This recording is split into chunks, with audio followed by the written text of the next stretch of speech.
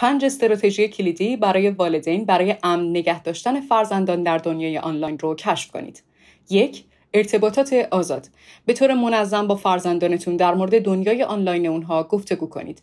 با ابراز علاقه واقعی خودتون به اونها نشون بدید که به اشتراک گذاشتن اکتشافات دیجیتالی اونها با شما همیشه مورد استقبال و تشویقه. 2. مشارکت فعال. در اکتشافات آنلاین فرزندانتون به اونها بپیوندید. مطمئن بشید که دنیای دیجیتال اونها در عین حال که پر از یادگیری و سرگرمیه، اما همچنین امن و مناسب سنشونه. 3. آموزش حریم خصوصی.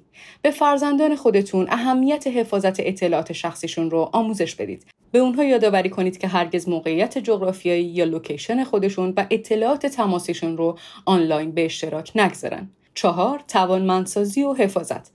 به فرزندان خودتون آموزش بدید که چگونه محتوا یا رفتار نامناسب آنلاین رو تشخیص بدن، مسدود یا بلاک کنن و گزارش یا همون ریپورت بدن. مطمئن بشید که اونها میدونن که تنها نیستن و اگه در یک موقعیت دشوار قرار بگیرن همیشه میتونن به شما مراجعه کنن. 5. آموزش خودتون.